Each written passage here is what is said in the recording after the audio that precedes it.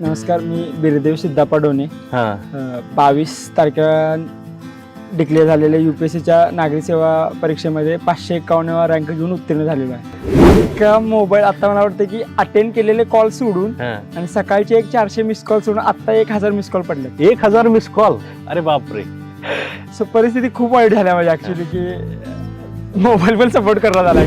भीती तर वाटते, साहजिकच भीती वाटते की माझ्यासोबतची पोरं प्लेसमेंट घेऊन चांगला जॉब करत होती. म्हणजे 15-16 लाखाचं LPA घेऊन जॉब करत होते कॉर्पोरेट सेक्टरमध्ये. आणि थोडं एन्जॉय पण असायची, म्हणजे विकेंडला वगैरे फिरायला वगैरे जाणं म्हणा, मूवीला जाणं म्हणा, बाकी ट्रिपला वगैरे जाणं म्हणा, या गोष्टी सगळ्या करत होत्या. त्या गोष्टी माझ्या आयुष्यात मागच्या 3-4 वर्षामध्ये घडल्या नव्हत्या. पण भीती तर राहतच होती. पण मग एक की शेवटी आहे ना की सर काहीतरी सॅक्रिफायसेस करावेच लागतात की काहीतरी मिळवण्यासाठी.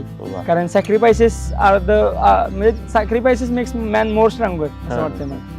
फुल टाइम मी UPSCची प्रिपरेशन करतोय. दिल्ली किंवा पुण्यामध्ये राहून UPSCची प्रिपरेशन केलेली आहे.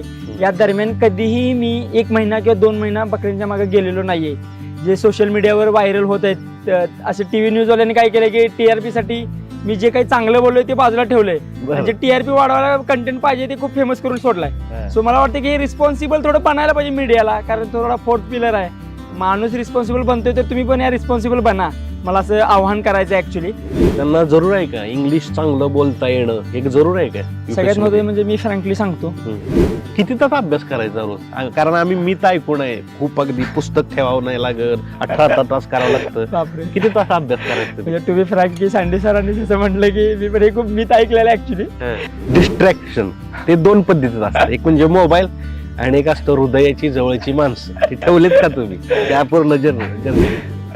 कुठला एक प्रश्न आहे मुलाखतीतला, तो मला वाटलं की माझ्या हृदयातून त्याचं उत्तर आलं आणि मलाच आवडलं की मी हे उत्तर दिलं. असं कुठला प्रश्न आहे इंटरव्ह्यू मधला तुमचा? एक सगळ्यात महत्त्वाचं एक आहे सर की सामान्य माणसाला काय अपेक्षा असतात तर 2 ऐकणारे कान हवे असतात.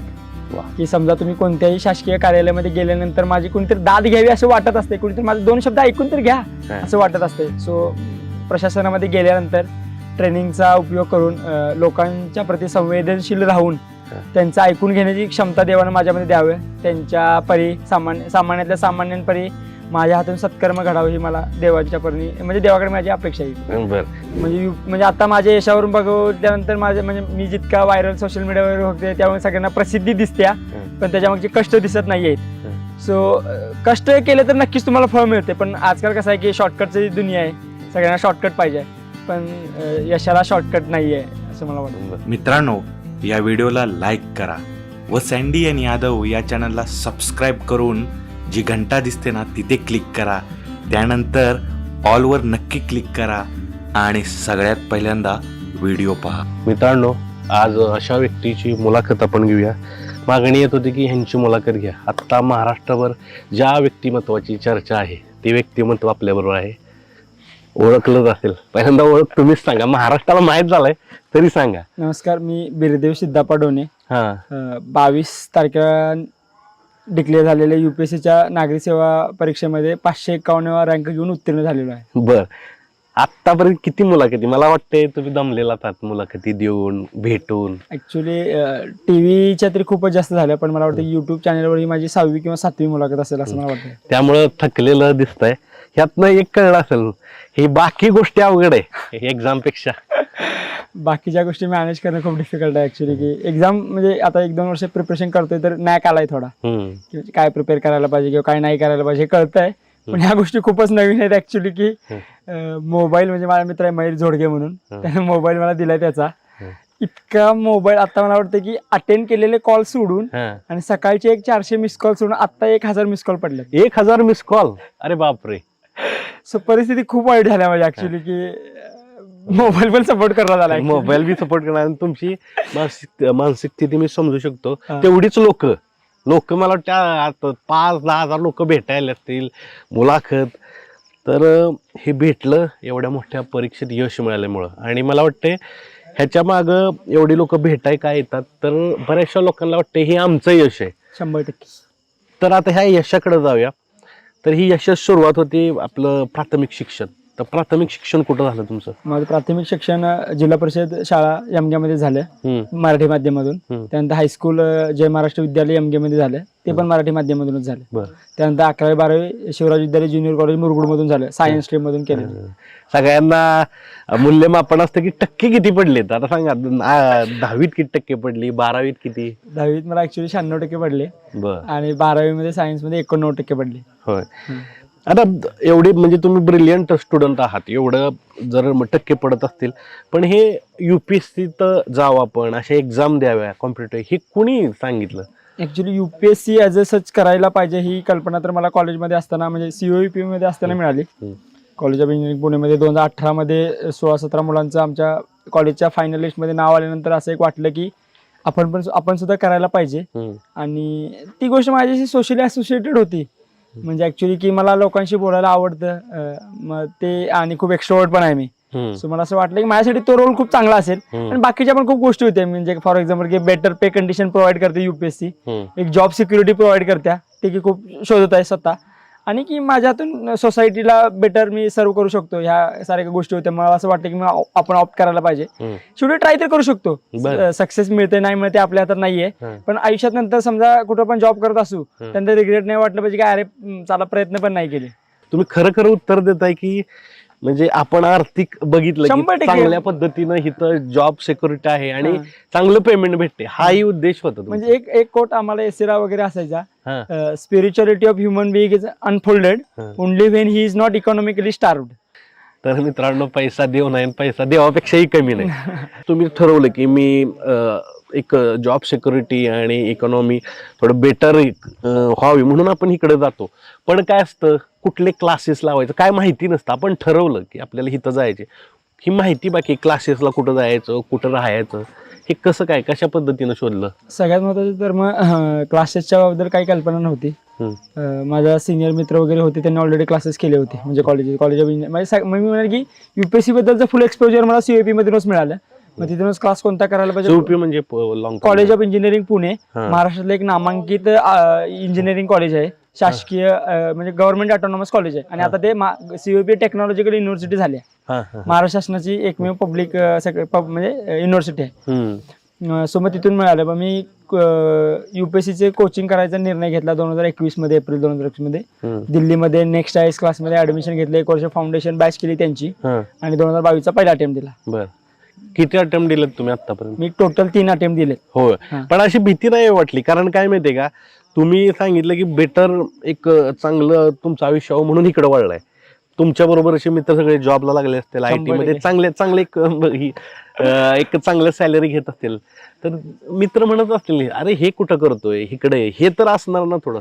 ऍक्च्युली भीती तर म्हणजे सगळ्यात सिंपल की म्हणजे हे नाकारणं म्हणजे खूप अशक्य आहे. भीती तर वाटते, साहजिकच भीती वाटते की माझ्यासोबतची पोरं प्लेसमेंट घेऊन चांगला जॉब करत होती, म्हणजे 15-15, 16-16 लाखाचं LPA घेऊन जॉब करत होते कॉर्पोरेट सेक्टर मध्ये. आणि थोडं एन्जॉय पण असायचे, म्हणजे विकेंडला वगैरे फिरायला वगैरे जाणं म्हणा, मूवीला जाणं म्हणा, बाकी ट्रिपला वगैरे जाणं म्हणा, या गोष्टी सगळ्या करत होत्या. त्या गोष्टी माझ्या आयुष्यात मागच्या 3-4 वर्षामध्ये घडल्या नव्हत्या, पण भीती तर राहतच होती. पण मग एक की शेवटी आहे ना की सर काहीतरी सॅक्रिफायसेस करावेच लागतात की काहीतरी मिळवण्यासाठी, कारण सॅक्रिफायसेस आर द म्हणजे सॅक्रिफायसेस मेक्स मॅन मोर स्ट्रॉंगर असं वाटतंय मला. बरं, तुम्ही आता बरेचसे इंग्रजीमधले फ्रेज वापरताय आणि तुमचं इंग्रजी भाषेवर प्रभुत्व चांगलं आहे, पण असं होणार की आता तुमचं चांगलं आहे पण ज्यांना करायचे त्यांना जरूर आहे का इंग्लिश चांगलं बोलता येणं, हे जरूर आहे का? सगळ्यात महत्त्वाचं म्हणजे मी फ्रँकली सांगतो, एक रियालिटी म्हणजे काय ते रियालिटी पण सांगतो आणि ऍक्च्युअलिटी म्हणजे काय आहे किंवा काय असायला पाहिजे, ह्या दोन्ही गोष्टी पण सांगतो. ऍक्च्युअली म्हणजे काय आहे असायला पाहिजे म्हणजे काय आहे हे सांगतो. ऍक्च्युअली की UPSC 8व्या शेड्यूल मधल्या 22 लँग्वेजेस मध्ये कोणत्याही लँग्वेजमध्ये मेन्स आणि मुलाखत द्यायची मुभा प्रत्येकाला अवेलेबल आहे. सो मराठी माध्यमातला मुलगा मराठी भाषेमध्ये मुलाखत किंवा मेन्स मुख्य परीक्षा लिहू शकतो. आता आला की रियालिटीमध्ये मराठीमध्ये उपलब्ध असलेले रिसोर्सेस किंवा बाकी कोणत्याही रिजनल लँग्वेज मध्ये असलेले रिसोर्सेस आणि इंग्लिश मधले लँग्वेज असलेले रिसोर्सेस याच्यामध्ये जमीन आसमानचा फरक आहे. आणि इंग्लिश लँग्वेज चूज करण्यामध्ये कारण इतकाच की इंग्लिशमध्ये टेस्ट सिरीज अवेलेबल होणे, कारण पेपर इंग्लिश आणि हिंदीमध्येच येतो, बाकीच्या लँग्वेजमध्ये पेपर येत नाही. युपीएससी एक्झाम कशी असते ती सांगा, कारण बऱ्याचशा लोकांना माहिती आहे IPS झाला तुम्ही, पण ती एक्झाम कशी आहे नक्की, किती मार्क असतात, कशा पद्धतीने पुढचे विषय घेतले जातात त्याची माहिती सांगा. प्रीला 2 पेपर असतात, GS 200 मार्काचा आणि CSAT 200 मार्काचा. CSAT क्वालिफाईंग असतो, 67 मार्क मिळवणे गरजेचं असतं. आणि GS चा थोडं डायनॅमिक असतो, म्हणजे पेपर कसा अवघड आहे टफ आहे त्यानुसार कटअप लागत असतो. मेन्सला 1750 मार्काची असत्या. GS चे 5 म्हणजे एसए पकडून 5 पेपर, GS चे 4 आणि एसएचा 1 250 मार्काचे. एसे किती मार्काला असतात? 250 मार्काला 2 एसए लिहायचे असतात. 250 मार्काला. हा, तुम्ही कुठल्या विषयावर लिहिलेले एसे? या वर्षी का हॅपीनेस वर एक एसे आला होता. हॅपीनेस हो. हा. बर आणि अजून एक कोणतरी सब्जेक्ट आहे त्यावर आला होता एसे, बर. त्यावर लिहिला होता मी. आणि ऑप्शनलचे 2 पेपर असतात, 250 मार्काचे 2 पेपर. असे 1750 मार्काची मेन्स असत्या आणि 275 मार्काची मुलाखत असते. बर. तुम्हाला किती मार्क पडलेत आता टोटल? ऍक्च्युली मार्क्स हे रिझल्ट अजून लागले नाही, कारण फॉरेस्टचे इंटरव्ह्यू चालू आहेत आणि CSE आणि फॉरेस्टची प्री एकदम होते. सर्व मार्क्स नंतर थोड्या दिवसांनी डिक्लेअर होतील. ऍक्च्युली मला वाटतं मेच्या पहिल्या दुसऱ्या आठवड्यावर डिक्लेअर होतील. पण अंदाज की आता मेन्स क्वालिफाय झालेस तर 700 प्लस मेन्सला असतील आणि टोटल 910 प्लस फायनल लिस्ट मध्ये असतील असं मला वाटतं. तुम्ही अतिशय ग्रामीण भागातून गेलेला आहे, तर तो न्यूनगंड असतो की मला जमेल का, सगळीकडे इंग्लिश बोलणारे युपीएससीत अगदी सो हायपाय पोरं, आपण एकदम साध्या बॅकग्राऊंड मधून गेले, तर तो न्यूनगंड आला होता का तुम्हाला पहिल्यांदा? सुरुवातीला तर म्हणजे युपीएससी म्हणजे काय आले, कॉलेजमध्ये पुण्याला शिकल्यामुळे इंग्लिशवर थोडंसं आलं होतं कमांड, पण ह्युमॅनिटीज वाले इंग्लिश इतकं जमलं नव्हतं अजून. मग तेच थोडं एनसीईआरटी वगैरे वाचून, मग न्यूजपेपर वाचून थोडंसं इम्प्रूव्ह करत गेलो. पण मग ऍज सच प्रिपरेशन केल्यानंतर की असं वाटलं नाही की इंग्लिशमध्ये कधी भीती आहे, पण मुलाखतीच्या वेळी थोडीशी भीती वाटलीच. पण शेवटी की स्टँडर्ड सेटअप क्वेश्चन्स असतात की जे आपण करतो, काही गोष्टी असतात ज्या आपल्या वास्तवाशी निगडीत असतात, ज्या गोष्टी आपण म्हणजे असं की नॅचरल कधी पण विचारलं तेच उत्तर बाहेर पडत असते आपलं वास्तवाशी निगडीत. आणि तुम्ही सांगितलं की तुम्ही म्हणजे मेंढपाळ आहेत तुमचे आई वडील, तर हे येणं ग्रामीण भागातील मेंढपाळ जी पूर्ण सराउंडिंग आहे त्यातून येणं, त्याचा फायदा काय झाला तुम्हाला? सगळ्यात महत्वाचे म्हणजे की मी हॉबी युपीएससीच्या डॅफ मध्ये शिप अँड गोट रिअरिंग टाकली होती. बरं. हा, सो मला ऍक्च्युली या माझ्या हॉबीवर 2-3 क्वेश्चन पण विचारले आणि त्या क्वेश्चनची उत्तर मी अतिशय ग्राउंड लेवलची निगडीत होती, कारण तुम्ही जगलेला आहे. हा, जगलेला लाईफ आहे आणि मला कोणत्याही प्रकारे कसाही ट्विस्ट करून क्वेश्चन विचारलं तर तुम्हाला माहित होता, तर मी आयुष्य ऑलरेडी जगले ते. आणि माझा ऑलमोस्ट आतापर्यंत मला ते म्हणजे कसे 90% आयुष्य बकऱ्यांसोबतच गेले.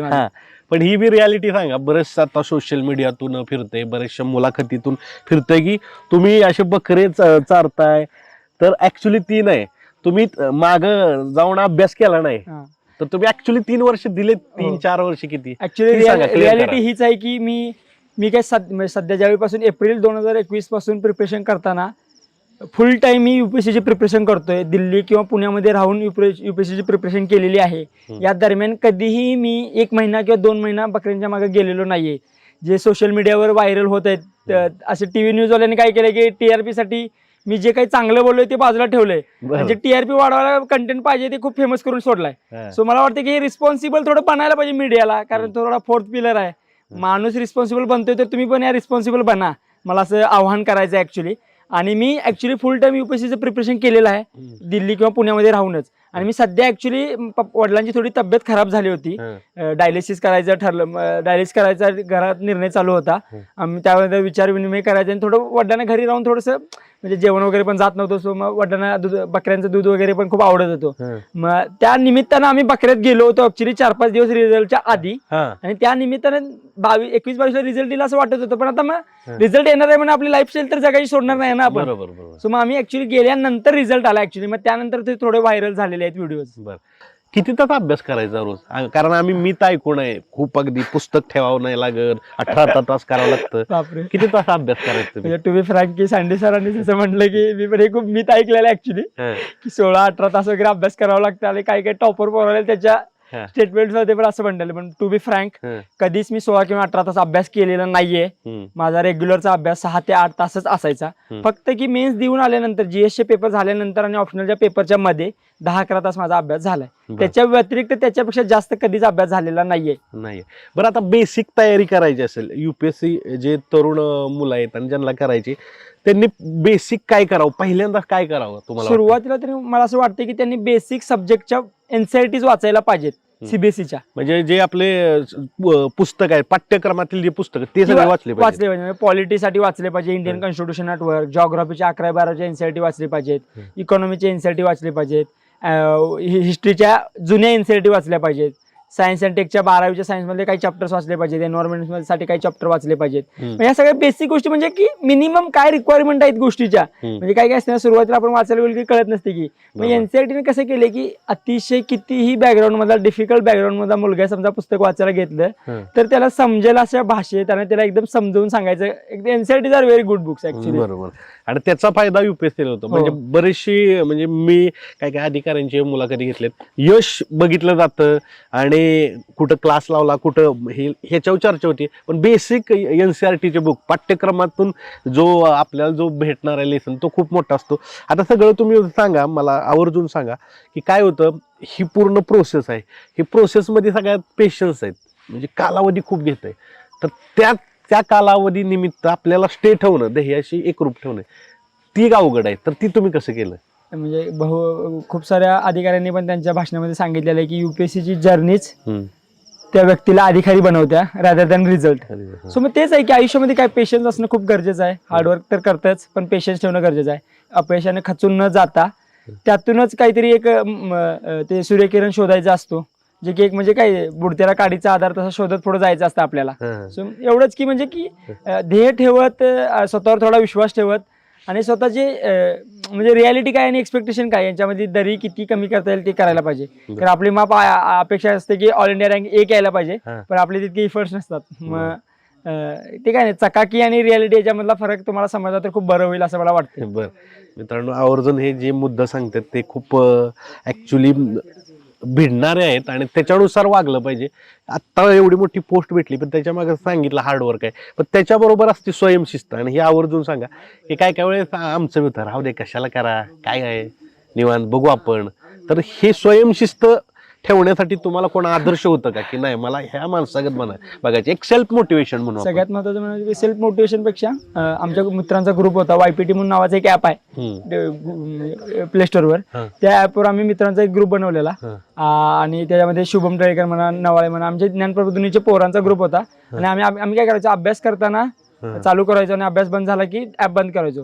समजा मग माझ्या आधी समजा नवाळे वगैरे येऊन बसला असेल आणि 2-3 तास अभ्यास झाला असेल आणि समजा मी 10ला वगैरे गेलो, तर मला वाटायचं की अरे नवाळे 2-3 तास ऑलरेडी अभ्यास केल्यावर त्याने आपण जरा मागं पडतोय वाटतं. मग ते असायचं की हेल्दी कॉम्पिटिशन असायचं. मला वाटतं त्या गोष्टीने थोडीशी आम्हाला शिस्त लावली. आणि टाइमपास वगैरे गोष्टी व्हायच्या, म्हणजे असं नाही की मी अजिबात डिनाय नाही करत आहे की चहाला कधी प्यायला गेलो, कोण मित्र भेटला तासभर वाया जायचा, पण हेच की ऍब्सोल्यूट वर कधीच फोकस नाही केलं. म्हणजे या दिवशी 10 तास अभ्यास झालाच पाहिजे असं कधीच फोकस नाही केलं.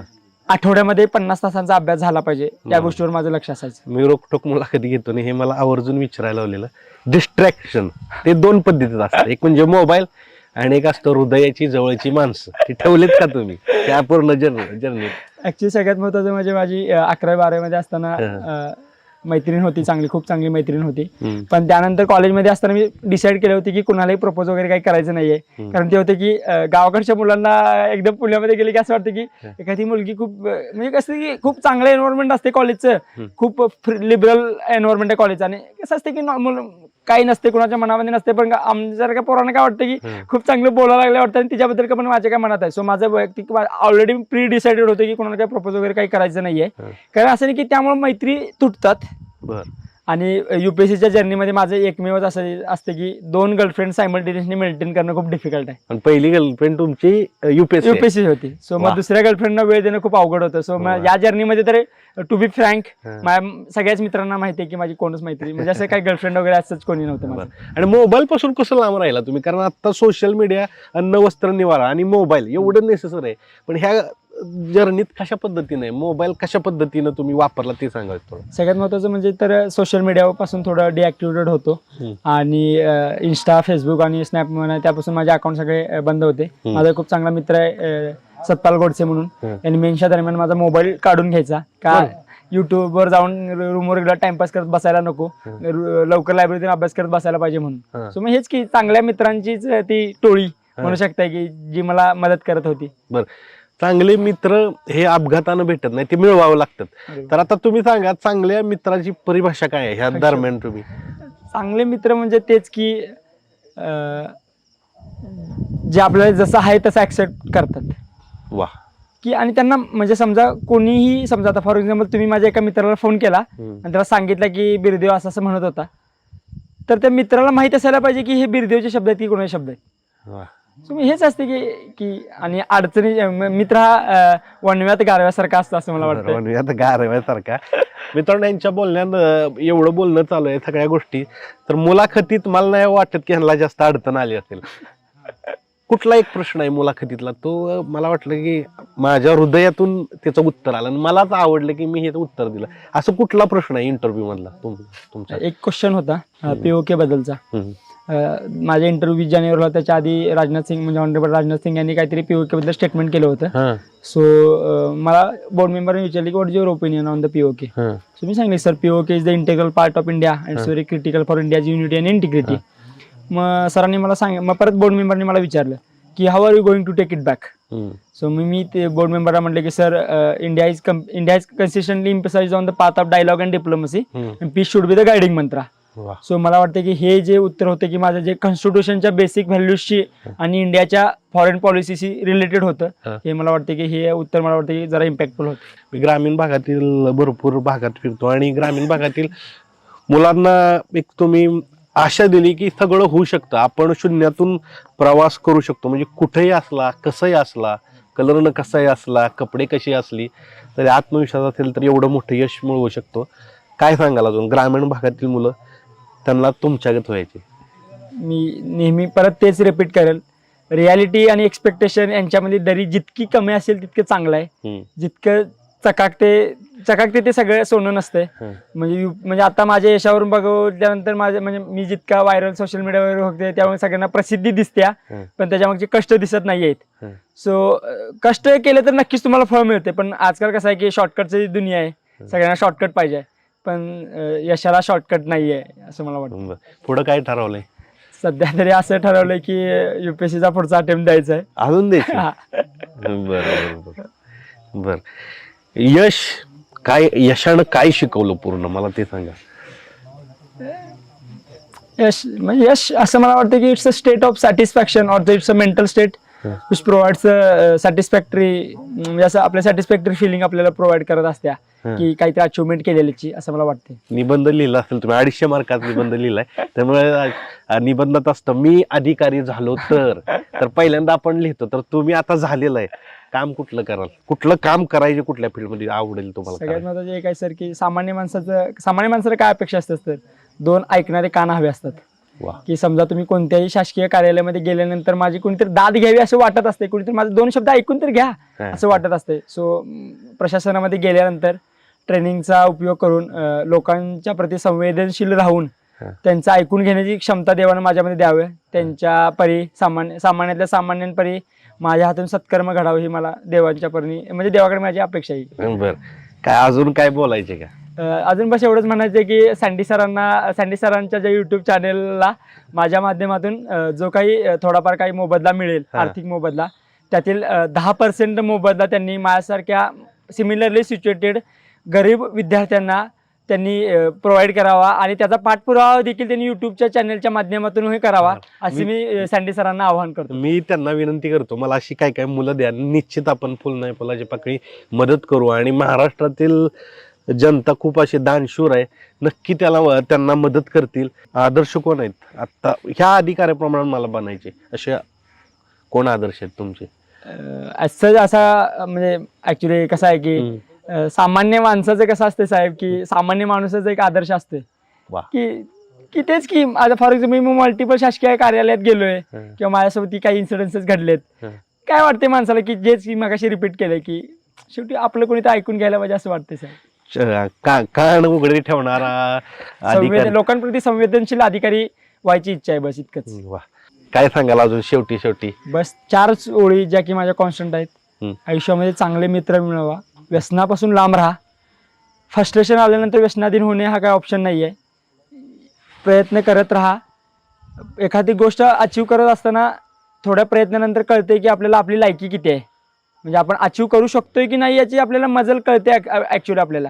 सो त्यानंतर डिसाईड करत राहा. 2-3 अपयशानंतर प्लॅन बीचा विचार करायला चालू करा. UPSC करत असाल तर UPSCच्या इंडस्ट्रीमध्ये मल्टिपल ऑपॉर्च्युनिटीज आहेत, एम्प्लॉयमेंट ऑपॉर्च्युनिटीज. त्या ऑपॉर्च्युनिटीजचा आपल्या अभ्यासाला उपयोग करून घेण्यात काही हरकत नाही असं मला वाटतं. तर तुमच्या पुढच्या प्रवासाला शुभेच्छा. सुरुवात झालेली आहे, असंच तुम्ही धमाकेदार पुढची कामगिरी करा. एवढा वेळ दिला मित्रांनो. रात्रीच्या 8 वाजले, त्यांच्या मुलाखती झाले 6. ही 7वी मुलाखत घेतोय तरी त्यांची एनर्जी टिकून आहे. अशीच एनर्जी त्यांच्या पुढच्या कामात टिकून राहो. पुढच्या प्रवासाला शुभेच्छा. मित्रांनो, ह्यांनी सांगितलं की यशाला शॉर्टकट नाही.